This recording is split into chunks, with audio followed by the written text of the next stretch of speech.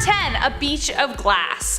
Glass Beach is a famous place in Fort Bragg, California, as it is basically a living, breathing art project courtesy of nature. The area used to be a former city landfill between 1906 and 1967, where people threw their cans, batteries, bottles, etc. Sadly, it was commonplace for people to just dump their trash over cliffs, and unfortunately, we aren't so much better now in terms of littering. But over the years, nature took our trash and spat out something absolutely beautiful. The once sharp shards of glass bottles and trash were smoothed and rounded by the waves to create a trove of glistening rainbow glass. Now the once garbage dump is a treasured site full of rainbow glass, all because nature decided to just keep doing its thing and make a beautiful thing. Now if we could only figure out how to do the same thing, the whole world would be an even more beautiful place. Number 9, closed beach. Okay, you're heading to the beach, you got your flip-flops, a little bit of sunblock on your nose that you haven't rubbed in for some reason. You look ready for the part, but then when you arrive to the beach, it's taped off. Nobody is allowed to get those tan lines. What could possibly be going on? Is there an explosive on the beach or something? What is this? Yeah, that's exactly what happened. Last year, a 100-pound aerial explosive from World War II was found washed up along a North Carolina beach. German U-boats would target the area during World War II, nicknaming it Torpedo Junction, so it's not really too odd that something floated in here. But today it's more commonly known as Hatteras Beach. Even the iconic lighthouse from the late 1800s, that was closed off to tourists while this was happening. There was a half-mile safety parameter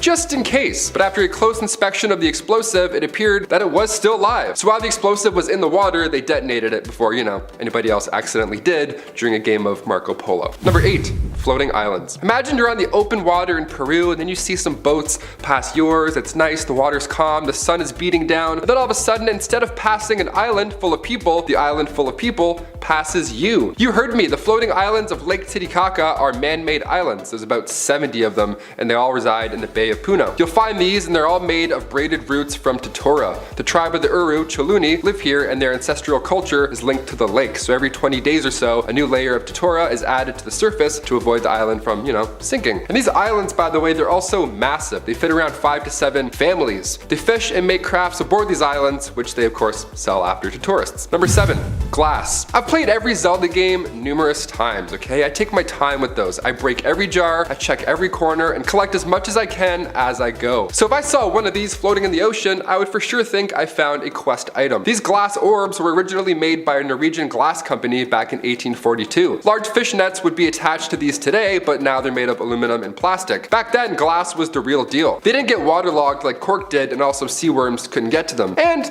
most importantly, they're beautiful to look at. So every year in Lincoln City on the West Coast, there's a big hunt where about 3,000 glass orbs are hidden on a public beach. Now, if you're lucky, you might find an original float-in, but the odds of that happening are, you never know. The Garfield phone thing, it might happen. I've been watching glass blowing shows on Netflix. This sounds like the coolest job ever. Yeah, my dad makes glass. He makes glass orbs. Is he a magician? Maybe. I'll never tell. Number 6, tombstones. Back in 2012, the world did not end, obviously, but if you believed it was going to, and then you saw a tombstone wash up on a popular beach, you probably never sleep. That's a sign. It's a clear sign. That's exactly what beachgoers experienced back in May 2012. Two friends were on a nice beach walk. They were talking about their life and goals and aspirations, all that good stuff. And they were on the coast of San Francisco's Ocean Beach when something that looked like a fridge started to crash through the water and wash up. It was not a fridge, however, it was even worse. A tombstone from the year 1876. Huh? That's haunting. It originally belonged to a woman named Emma Bosworth, and then just 1 month later, another stone rolled up.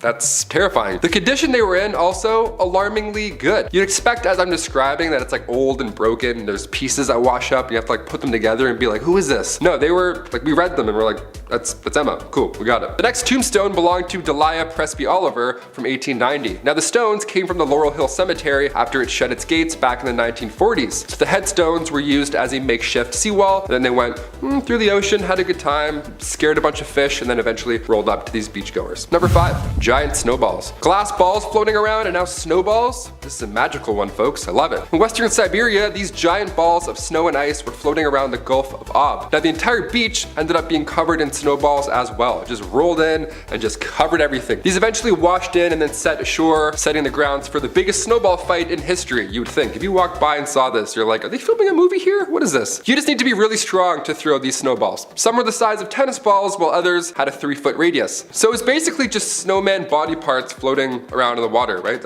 Technically, that's That's where my brain goes. I'm sick. This rare phenomenon happens where small pieces of ice get rolled by wind and water over and over again, so nature makes these balls for us. Thank you. This also happened in 2010 on Lake Michigan, so it's pretty rare, but keep your eyes open. It could happen. As much as I want to say I hope you see this, don't. Stay away from frozen bodies of water. Stay on a field and then make the snowballs yourself, you know? Keep it real. That's the fun, right? Number 4, Nikes. I threw shoes on my holiday wish list because there's nothing like getting a fresh pair of sneakers.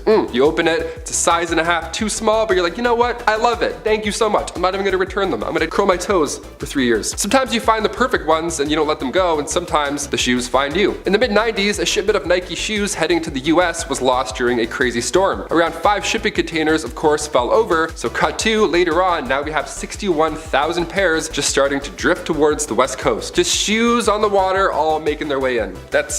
It sounds funny in my head, it's pretty funny. People saw shoes in the water floating in. Do you know how afraid I would be if a shoe brushed against my shoulder while I was taking a dip? My brain would go to the worst place possible. Now these shoes luckily didn't belong to anybody, but they all did have the same serial number by chance. So what started as an ocean mystery ended up working out for the better. Nike lost a lot of money, which is cool, and then we tracked the shoe's journey, learning more about our ocean currents. Win-win. Number 3, eggs. Easter egg hunts are pretty intense. When I hide eggs from my siblings, they never found them growing up. There were also times where I even forgot where I put them. That's how good I was. You hear me? Never put them in your floor vent. That's no good. It gets hot and then yeah, it's gross. Tens of thousands of plastic eggs surrounded a German beach back in 2017 along the North Sea near Germany-Netherlands border. Now these plastic eggs were released to the open waters after a storm threw a shipping container overboard. So the way they cleaned all these up, by the way, was just genius. They literally just told a bunch of kids, hey, there's Easter eggs here, go clean them up. And then they gladly did the largest plastic ocean cleanup in like one day. It was amazing. Number 2, pipes.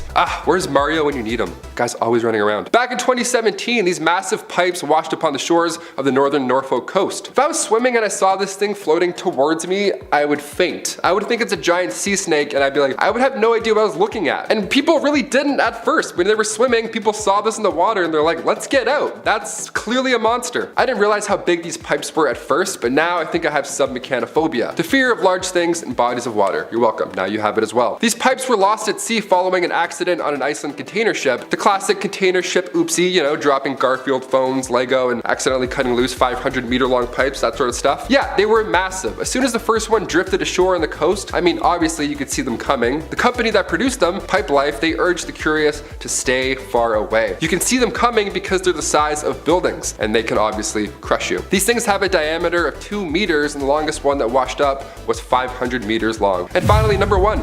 Challenger parts. When the Challenger broke apart 73 seconds after liftoff on January 28, 1986, the ship's fuselage broke apart and sadly the lives of all 7 crew members were taken. Now the ship exploded and sent pieces into the ocean, and a decade later, parts of America's lost history began floating back near the waters around the Kennedy Space Center. The Challenger initially landed about 22 miles away, and all that time later, this piece that weighs hundreds of pounds came back home. This creeps some people out, but it kind of gives me a little comfort, if anything. The fact that 11 years later this started to swim back, I mean, sure, that's how currents work and all, but that close to that same space center, it's the heart. I don't know. Something's going on here. Starting off this countdown, we have the USS Hornet. This ship has been given the name the most haunted ship in the Navy, and rightfully so. Within 27 years, the ship has been blamed for the death of 300 men. Now, it's believed that at least 50 of the men that died on board the ship still haunt it. A number of Navy personnel have heard strange voices while on the ship. Some have even seen apparitions of sailors in outdated uniforms just roaming the halls. Not only that, but equipment would turn on and off on its own. Thankfully, the ship was decommissioned in 1970 because people were getting hella creeped out.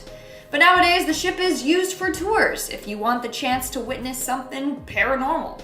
Number 9, Doritos. Like a lot of them. If you're a fan of the cheesy, crispy goodness that is the Dorito, then I bet you wish you were the person who discovered a massive container of Doritos on the beach. Like a beached whale back in 2006 on Frisco, thousands of bags of Doritos spilt from a shipping container. They had just had incredibly bad weather in the area, and it was presumed that the container tumbled off of the ship while in transit. Usually, heavy containers like that sink to the bottom because they're heavy, but locals say the storm can be blamed for the Dorito delivery. Looks like it was a good day to go to the beach, especially since there were snacks in abundance, which we all know is what we need when we lay down our towels and dive into the water. Snack. Number 8, a message in a bottle. This story is actually very beautiful, so be prepared for some feels sailing your way.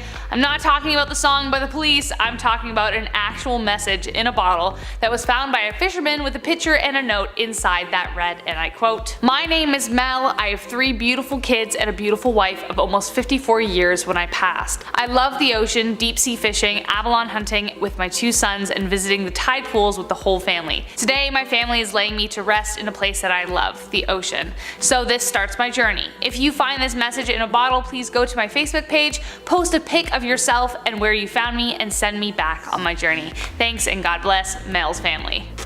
Yeah. It's okay to cry. Take a moment to go get a tissue. I'll ask to post the link to the Facebook page, so if you're curious you can check it out below, but it'll be down there. Number 7, booger sugar. A lot of weird things happen in Florida, but boy oh boy was civil engineer Angie Chambers shocked to discover 30 kilograms of party powder on a beach. One day while driving on the beach this past May, Angie saw dozens of these packages strewn all over the sand. They washed ashore at the Cape Canaveral space station of all places in Florida. Florida, right? And were immediately seized once they discovered the sneezing snow inside. The estimated value of the 24 packages of devil's dandruff is around $1.2 million. The origin of the high supply is still under investigation, but one thing's for sure, whoever lost that stuff is like really pissed off. Good riddance. Number 6, 180 million year old fossil. If you were around 180 million years ago, you might have been anything but excited to see a massive ichthyosaurus on the beach. Basically the prehistoric version of the bluefin tuna, but a little more terrifying because it was huge. But professional fossil collector Tony Gill was over the moon when he uncovered one on the Dorset coast in England. Beneath the sand and abandoned cans of dandelion and burdock, Gill found one of the largest specimens ever found, over 40 feet long. Dorset is known as England's Jurassic coast, but that didn't inhibit the surprise and delight when Tony went a-diggin'. After a week of rain, there were large nodules that appeared on the beach. A lot of people go looking for ammonites, which are pretty common, but Tony kept digging, and thank goodness he did. What looked to be just fossilized wood became the discovery of a lifetime for Tony. Go Tony! Love that for him. Number 5! Rubber ducks. Who doesn't love a nice little rubber duck to play with in the bath, you know? Answer, no one. It's like a damn ducky delight for bath time, which is exactly where they should stay. So when over 28,000 rubber ducks washed ashore in 1992, people had a lot of questions. Turns out, a massive cargo ship container carrying these floaty friends tumbled into the North Pacific whilst on their way to the US. They scattered across the Atlantic shores, boggling beach lovers everywhere. Journalist Donovan Hone became fascinated with the journeys these little ducks might make across the 7 seas and dedicated years to tracking their journey. He followed them to Seattle, to Alaska, to Hawaii, to China and the Arctic. He even wrote a book and called it Moby Duck, the true story of 28,800 bath toys lost at sea, and the beachcombers, oceanographers, environmentalists, and fools, including the author, who went in search of them. If that doesn't sound like the title of a Monty Python sketch, then I don't know what does. But I want to read it. Number 4, a severed foot, or severed feet, I should say, with no other body parts in their wake. There is actually a map that is tracking the amount of severed feet that are found across beaches in and around the Pacific Northwest. In 2019, the 15th foot belonging to Antonio Neal, who went missing in December 2016, washed up on the shores of the Salish Seas. Usually the feet are found still tucked within buoyant running shoes, which could provide a reason as to why feet are usually found. When a body decomposes, the joints tend to begin to separate, with the feet leading the charge, especially if they are attached to something that floats, i.e. a running shoe.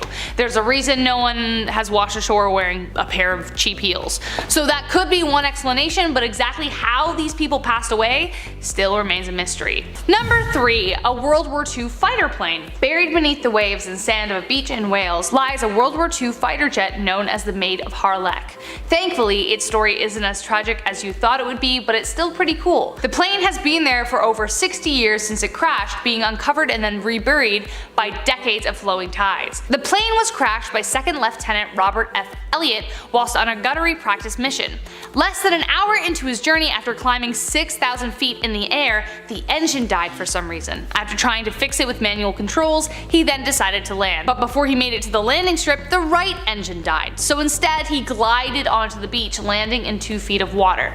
Robert survived without a scratch, and due to salt damage they never recovered the plane, but Robert sadly went missing 2 months later while in action. Perhaps one day he too will wash onto the shores, and he, like this plane, will slowly be revealed by the rising tide. Number 2. Buried treasure. Ooh, something we all wish to find. Whether it's while snorkeling or scuba diving, everyone dreams of accidentally encountering some kind of treasure lost amongst the waves. For a few lucky individuals, this has happened, and today we are talking about an incredible discovery made by Zach Moore and his family. Moore is a diver and engineer at Mel Fisher's Treasures in the Key West and comes from a legacy of treasure hunters. Moore was searching the wreckage of the Nuestra Senora de Atocha, and I probably said that wrong. If I did, correct me, go for it. A ship that went down in the Florida Keys in 1622. Dreams became reality when he got sight of something shiny around 30 feet below the surface, a glistening gold coin, a rare Atocha coin. Moore stated, quote, "There's nothing like finding treasure first of all, but there's nothing like finding gold. Gold shines forever. It looks and feels exactly the same as the day it went down 400 years ago." Unquote. Just how valuable was this 400-year-old coin, you ask? Oh, just a measly $98,000. For a coin this big. Wow. They added that to their collection of 120 gold coins that they've collected over the years and continue their search for more of the lost treasure. If one of those coins costs that much, imagine. Wow. I could eat all the ramen I wanted. And lastly, number 1. A giant Lego man. When you walk along the beach, you may expect to find the usual pieces of trash among the shells and fish that were up on the shore. But in 2012, down in Sarasota, Florida, again, Florida, what a weird place. Employees at a beachside bar noticed a strange unknown creature bobbing in the waves. They never expected it to be a life-sized Lego toy. Well, not quite life-sized unless one of the employees was like 8 feet tall and 100 pounds. Written on the fiberglass shirt were the words, "No real than you are." Spokeswoman for the nearby Legoland that just opened said that it had nothing to do with the strange appearance, though similar objects had appeared the same way in Holland in 2007 and England in 2008. No one claimed the Lego man, so the beach decided to claim the right to finders keepers. There are some theories about whether an artist was behind it, but the case still remains open. Kicking off the list at number 10, Garfield phones. The Garfield craze began back in 1978. Jim Davis brought to life this lasagna-loving cat, the OG grumpy cat, really, we all know that. And as his popularity grew, so did his merch. A Garfield couch with eyes that's really anybody wants. But the last thing you would expect to see floating in the ocean are Garfield phones. Also, yes, I said phones, as in more than one. There's a lot. Thousands of Garfield phones have slowly been washing up ashore in France for 30 years. Imagine just standing, looking at the ocean, thinking about your ex, pondering life, and then a Garfield phone washes up. You're like, fine, I'll call her. Just not on Monday. I hate Mondays. This began in the 80s, but until recently, we didn't know where they came from. Mysterious Garfield phones for 30 years. Some guy's like writing, he's like, where are these things coming from? We need to know. A farmer read about these phones in an article and how they could, be hurting the environment and all that jazz. And then he came forward and admitted that he knew about the shipping container full of Garfields. Yeah, Rain Morvan. He says in the 80s he found the shipping container in a sea cave. Imagine thinking you found some of the lost billions worth of treasure in the ocean, but then you just open it and it's this shit. Just pieces of Garfield phones that were left over. And also by that point it was too late. Nothing was left in the container, just pieces of it. They were all floating in the ocean. Also, if the ocean gives you a plastic Garfield phone, answer it. Answer the call. Hit the thumbs up, answer those calls. Moving on at number 9, we have the mysterious lights. There are a number of crazy stories about the Navy seeing weird, mysterious lights in the sky. Some of them truly believe that it's from UFOs. Let's take a look at one of these stories now. According to an ex-member of the Navy, one night the crew on board the ship were surprised when all of a sudden the sky was illuminated by these bright lights. The lights were going on and off in this weird pattern, like disappearing and then reappearing in the sky. In fact, the radar said that there was nothing there. To this day, they don't know what it is that they saw. Maybe it was lights from a UFO. Who knows? In our 8th spot today, we have the USS Cyclops. This case is considered one of the most mysterious missing Navy ship cases that there is. So on February 16th, 1918, the USS Cyclops set out to Baltimore from Rio. It was estimated to arrive on March 13th, but the ship never made it. The ship and all the 306 members on board disappeared without a trace. The ship was never found, nor were any of their bodies. Now, there's a lot of things here that don't make sense. For example, how could the biggest ship in the US Navy disappear without a trace? Number 2, if they were in trouble, why didn't they send an SOS signal? Number 3, why are there no signs of wreckage found? Seriously, no evidence of the ship or the 306 men were ever found. It's as if it just disappeared into thin air. In our 7th spot today, we have the human remains. This next story comes from Reddit user Bickish. According to him, his brother was once in the Navy. One day, the brother was showing his family some of the old videos from one of his tours. In the video, there was this one shot where you could see something that looked like a box floating in the waters. It looked just like fallen cargo or something like that. But no, his brother paused the video at that exact moment and told his family what it really was. Apparently, the crew got into the water and went over to see what it was, and it was an old floating fridge. Except it was weird because the fridge was locked. When they managed to get it open, they found a dead human body in it. The worst part, the fridge had scratches on the inside. This person had been put in there and then tried to escape. The killer and the victim have still not been identified to this day. Moving on, at number 6, we have the ghost sailor. This story was shared by Bennett93ish on Reddit. According to this Reddit user, their great uncle was in the merchant navy in the 50s and 60s. One day he was in the engine room cleaning up when he heard a thud come from one of the pieces of machinery. He turned around and saw a guy standing on top of it, just waving. He didn't recognize this guy, but also he was new to the ship, so he wasn't that familiar with everyone there yet. Anyways, he yelled at the guy to get down, but the guy didn't listen, so he left to get his senior officer. When he went back to the engine room, the man was gone. Upon describing the man to the senior officer, he told him that the guy he saw was a worker who had fallen overboard and passed away during a previous voyage. His ghost now apparently haunts the ship that he lost his life on. We are now at our 5th and halfway mark with the ghostly woman. Reddit user Lord of the No Pants, love that name, was in the Navy for about 12 years. He recalled this spooky, mysterious encounter he had. Basically, he was standing watch in a submarine engine room when all of a sudden he heard a woman's voice. Now, this was back in the day when no women were allowed on submarines. So obviously, he was really freaked out by this. He got up, looked around, but no one was there. He sat down, and that's when he heard it again. It was clearly coming from outside of the hatch he was sitting under. The mystery remains. Who was this creepy woman that he kept hearing? In our 4th spot today, we have Navy Flight 19. On December 5th of 1945, 5 Navy Avenger torpedo bombers headed out from the Naval Air Station in Fort Lauderdale, Florida. The planes were known as Flight 19. They were scheduled to do a 3-hour exercise in the area that is now considered the Bermuda Triangle. However, this exercise went terribly, terribly wrong. The weather started to turn and they lost radio contact. All the planes disappeared without a trace.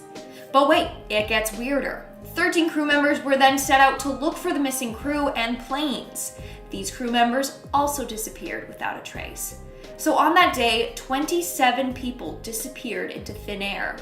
Of course, this is one of the stories that led to the eventual Bermuda Triangle urban legend that we know today. Moving on, at number 3, we have USS the Sullivans.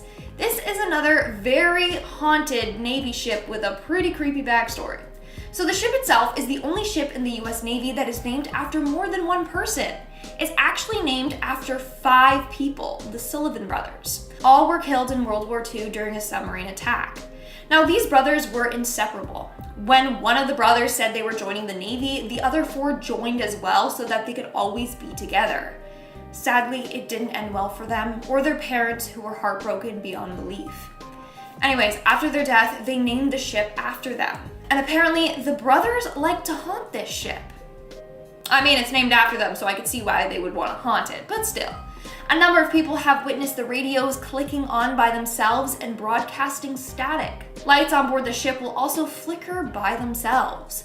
And a number of people have seen the shadowy figure of the eldest Sullivan brother, George. Additionally, there's a picture on board the ship of all 5 brothers in uniform. But apparently, if you try to take a picture of the image, only 4 of the brothers will appear. George will not. Why? Because legend goes that he's out roaming the seas in ships looking for his lost brothers, like he did in real life. That's very sad, and also very spooky. In our second spot today, we have the dead sheep. Okay, this next story is actually horrifying.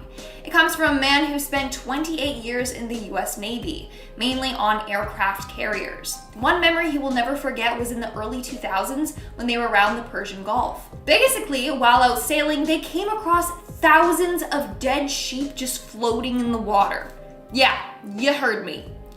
Pun not intended. Anyways, apparently there was a ship that hauls a bunch of sheep, and a lot of sheep on board died. So what did they do? They just tossed all the dead carcasses out to sea. So for quite some time, they literally had to sail through piles upon piles of dead sheep. No thank you. That's bad. And in our number one spot today, we have the prediction. In 1920, Lieutenant Colonel Pete Ellis predicted the bombing of Pearl Harbor, which would then happen 21 years later. Basically, this guy was kind of considered an oddball. He would often work alone and work late hours. One night, people thought he literally went mad. He was talking about Japan attacking several islands and the use of torpedo planes. Keep in mind, torpedo planes weren't invented yet. So yeah, he sounded pretty crazy. And then, when the prediction did come true, he requested time off. He was given a sealed envelope and sent off to Europe. But he never arrived. Instead, he went to Japan, where he died under mysterious circumstances. Then an acquaintance of his decided to travel there to look for him. And guess what? He also died under mysterious circumstances. Now, there is more to the story than that, but it's just so freaking creepy and mysterious. Like, how did he predict that? And what happened to him?